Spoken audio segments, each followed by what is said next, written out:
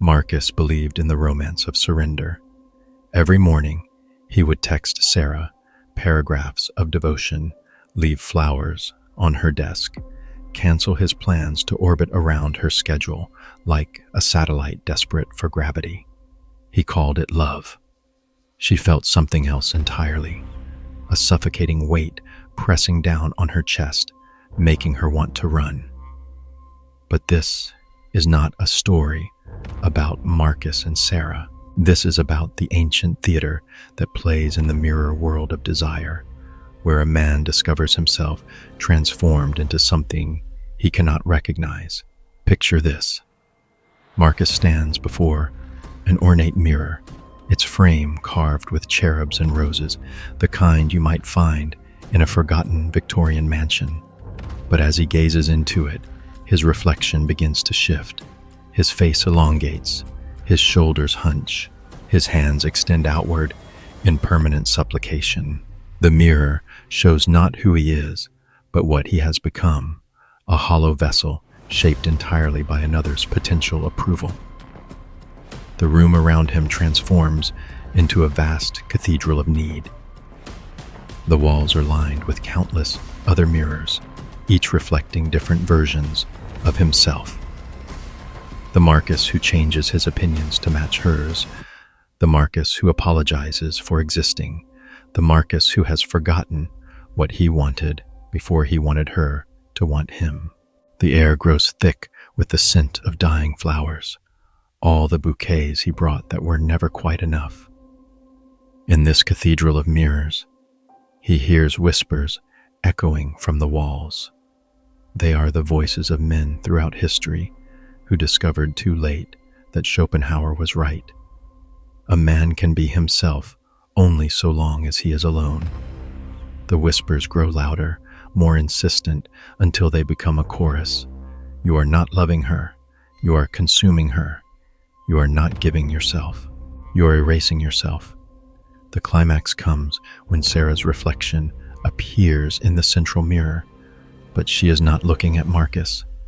She is looking past him toward the cathedral's exit, where another figure stands. This other man is not kneeling. He is not extending his hands. He is simply standing, complete unto himself, like a tree that grows toward the sun, not because it needs approval, but because that is its nature. And in her eyes, as she looks toward him, Marcus sees something he has never inspired: genuine desire. The revelation strikes like lightning. She despises his begging, not because she is cruel, but because deep in her evolutionary wiring, she recognizes that a man who needs her approval to exist cannot protect, cannot lead, cannot even truly love. He can only consume. Now let us pause and decode what we have witnessed. The ancients called it the curse of Tantalus, forever reaching for what retreats at our touch. Today, psychology names it reactive attachment, the unconscious pattern where we seek in others what we refuse to cultivate in ourselves. This concept emerged from John Bowlby's attachment theory, refined by decades of research into how childhood emotional patterns echo through adult relationships.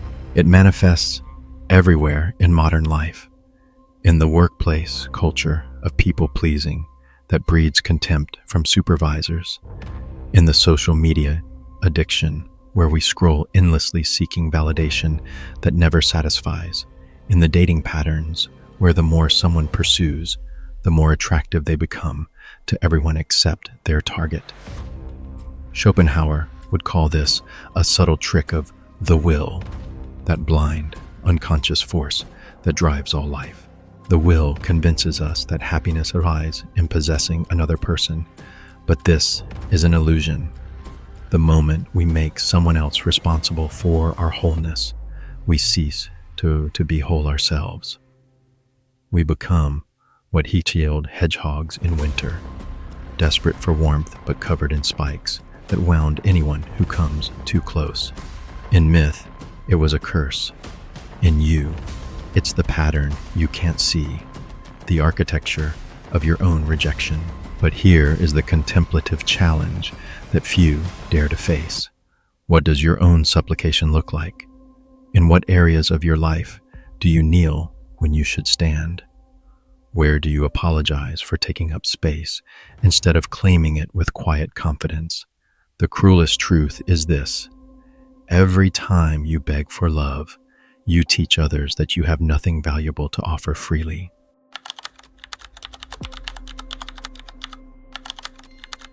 She collects masks the way others collect coins, not for their beauty, but for the power they represent.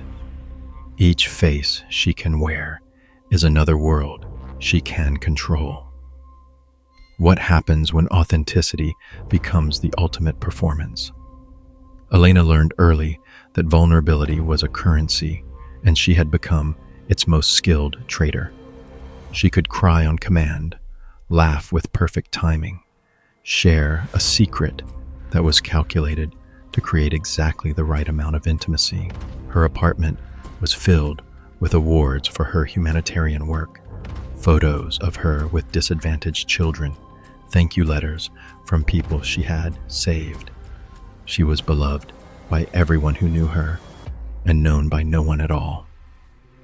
But this is not Elena's story.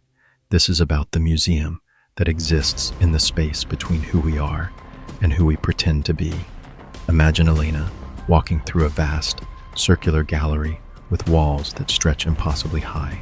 Each wall is lined with glass display cases, and in each case hangs a different mask. Not the ornate carnival masks of Venice, but faces so realistic they seem to breathe. There is the wounded child mask, with eyes that sparkle with unshed tears, the wise counselor with lines of compassion etched around the mouth, the spontaneous lover with lips slightly parted in perpetual invitation, the gallery's curator, a figure whose own face is always in shadow, glides between the cases with practiced efficiency. This one, the curator whispers, selecting the vulnerable confidant, works best with men who want to feel needed. The mask adheres to Elena's face with disturbing ease, and immediately she feels her posture shift, her voice soften, her eyes widen with the perfect amount of trust and fragility. But here is what Elena has forgotten.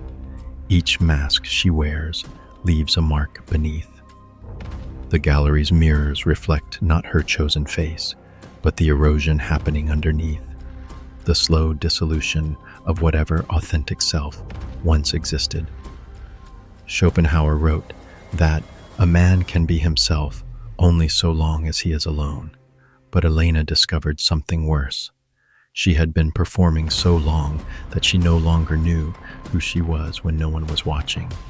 The gallery's center holds the most disturbing exhibit of all, an empty glass case labeled Original Face. Elena approaches it with growing unease because she remembers there used to be something there. She remembers the weight of it, the imperfect beauty, the way it made some people uncomfortable and others inexplicably drawn to her. But that mask, if it had been a mask at all, has vanished. The climax arrives when a visitor enters the gallery. He moves past all the beautiful masks without stopping, walking directly to the empty case. "This one," he says simply. "This is what I'm looking for." But when Elena reaches for the case, her hands pass through empty air.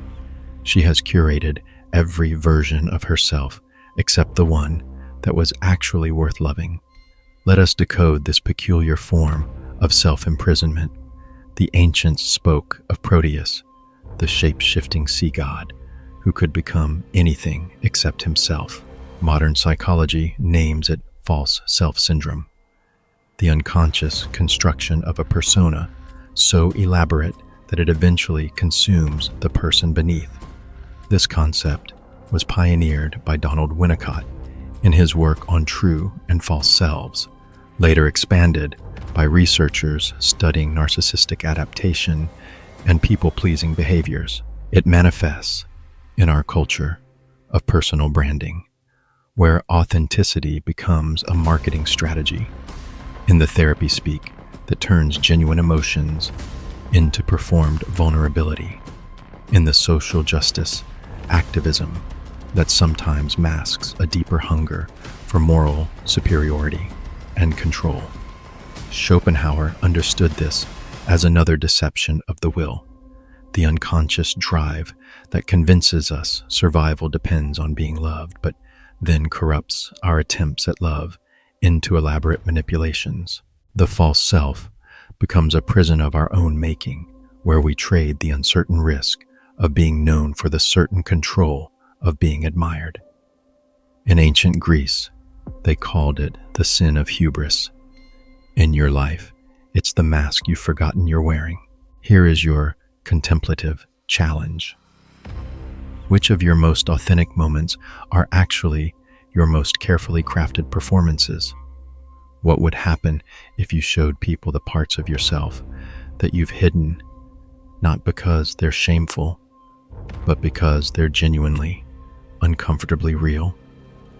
The most insidious trap is this: the false self always feels more loving, more spiritual, more evolved than the messy truth of who we actually are.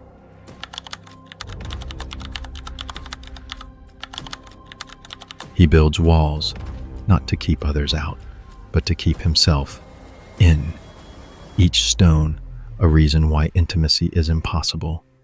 Each barrier, proof that he is too complex to be understood. What happens when self-protection becomes self-destruction?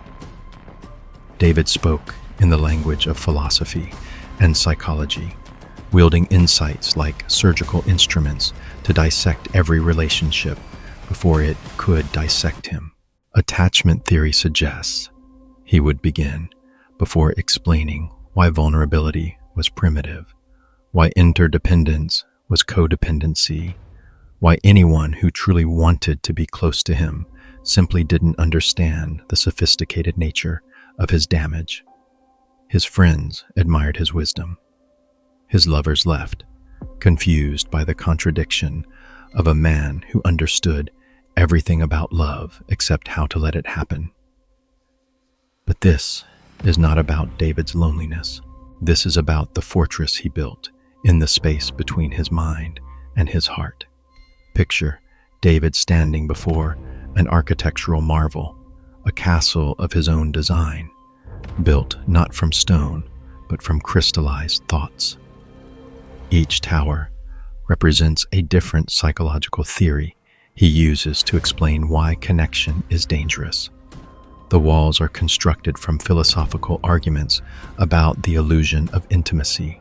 The moat is filled not with water, but with an endless stream of words, beautiful, articulate, profound words that flow between him and anyone who tries to approach.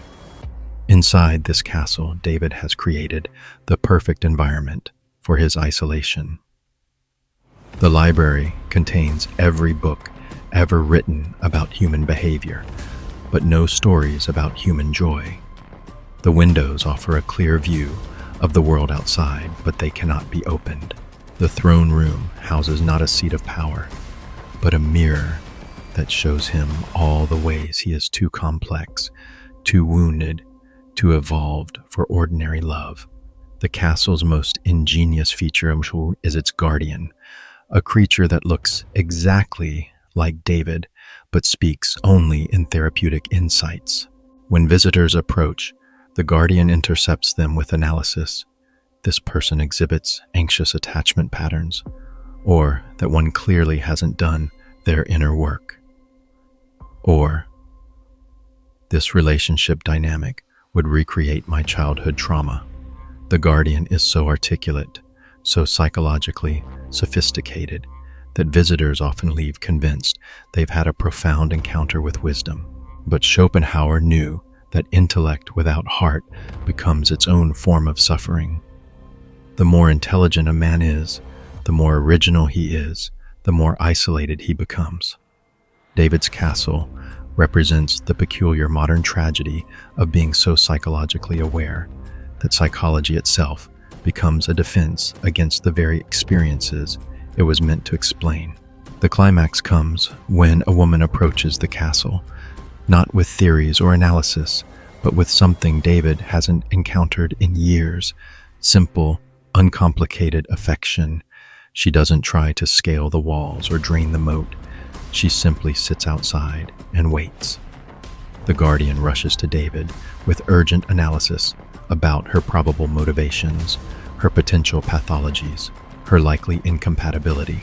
But from his tower window, David watches her and realizes with growing horror that she isn't trying to fix him, change him, or even understand him. She is simply willing to love him. This breaks the spell entirely. The castle begins to dissolve, not into ruins, but into the materials it was always made of: fear disguised as wisdom, trauma disguised as insight, isolation disguised as enlightenment. Now we must name what we have witnessed. The Greeks called it the curse of Cassandra: to know the truth but be powerless to act on it. Today, psychology identifies it as intellectualization, the unconscious use of thought to avoid feeling, of analysis to avoid experience. This defense mechanism was first described by Anna Freud and later developed by researchers studying how trauma survivors use cognitive sophistication to maintain emotional distance. It manifests in our therapy culture, where people become fluent in the language of healing while remaining strangers to actual intimacy; in academic relationships, where ideas substitute for genuine connection; in the spiritual communities, where enlightenment becomes another form of superiority. Schopenhauer would recognize this as the will's most subtle deception, convincing us that understanding suffering eliminates the need to actually experience healing. The intellect becomes not a tool for connection, but a barrier to it, creating what he called the melancholy of knowledge, the sadness that comes from knowing everything about life except how to live it. Ancient wisdom called it the Tower of Babel. In your life, it's the sophistication that keeps you safe and alone. Here is your contemplative challenge. What insights have become your hiding places? Where do you use your psychological sophistication not to heal, but to avoid the messiness of actually being human with other humans? The most dangerous prison is the one we build from our own wisdom, because it feels so much like freedom.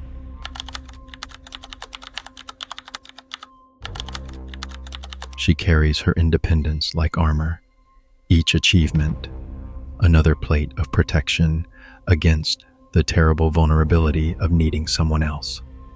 What happens when strength becomes its own form of weakness? Maya had built an empire from her refusal to lean. CEO at 35, homes on 3 continents, a calendar filled with speeches about female empowerment. She could negotiate billion-dollar deals, lead teams of hundreds, command respect in any room she entered. But when Thomas reached for her hand at dinner, something in her recoiled, not from his touch, but from the terrifying possibility that she might actually want it. "I don't need anyone," she would tell her friends, and they would nod approvingly, not noticing the desperate edge in her voice. But this is not Maya's success story. This is about the prison she built from her own competence. Envision Maya standing in a vast ski palace, its floors made of clouds, its walls constructed from crystallized achievements, awards that gleam like ice, contracts that flutter like captured birds, photographs of her conquests suspended in midair. She has built this palace so high above the earth that she can barely see the people moving below, tiny as ants, distant as memories. In this palace, Maya has grown magnificent wings, not the soft, feathered wings of angels, but sharp, metallic structures forged from pure will and polished with success. These wings are her pride and her torment. They allow her to soar above every challenge, to lift herself out of any situation that requires surrender. But they are also impossibly heavy, each feather weighted with the responsibility of never failing, never falling, never needing. The palace's most beautiful room is the Gallery of Independence, walls lined with mirrors that reflect not her face, but her accomplishments. She can spend hours here, reminding herself of her strength, her capability, her complete self-sufficiency. The mirrors whisper encouragement. You did this alone. You need no one. You are untouchable. But there is another room in the palace, one Maya has sealed and forgotten, the room of yearning. Behind its locked door lives everything she has trained herself not to want, the desire to be held without having to ask, to be chosen without having to prove her worth, to rest in someone else's strength without losing her own.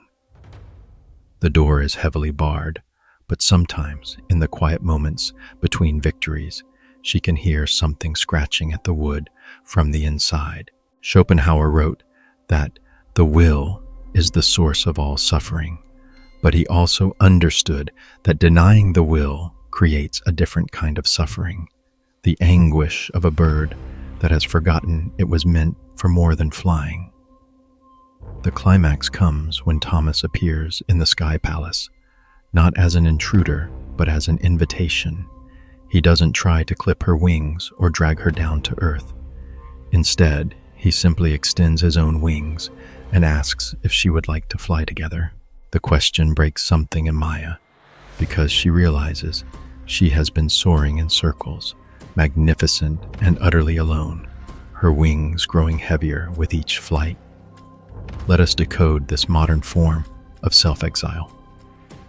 The ancients told of Icarus flying too close to the sun, but they also spoke of Daedalus, the master craftsman who built wings so perfect they became a prison. Psychology names this counterdependency, the unconscious fear of intimacy disguised as strength. This pattern was first identified in studies of attachment styles by researchers like Mary Ainsworth, later expanded to understand how childhood experiences of unreliable caregiving can create adults who equate needing others with dangerous vulnerability. It manifests in our achievement culture, where success becomes a substitute for connection. In feminist discourse that sometimes conflates independence with isolation. In the entrepreneurial mythology that celebrates self-made individuals while ignoring their fundamental interdependence. Schopenhauer would see this as the will's cruelest joke, convincing us that we can transcend the human condition through accomplishment, when what we're actually transcending is our capacity for love. The wings of independence become chains when they prevent us from landing in someone else's life. The Romans called it the curse of Atlas. In your life, it's the strength that has become too heavy to carry. Here is your contemplative challenge. What strengths have become your weaknesses? Where do you use your competence not to build a better life, but to avoid the risk of letting someone matter to you? Sometimes the bravest thing we can do is not to soar higher, but to trust that someone will catch us if we fall.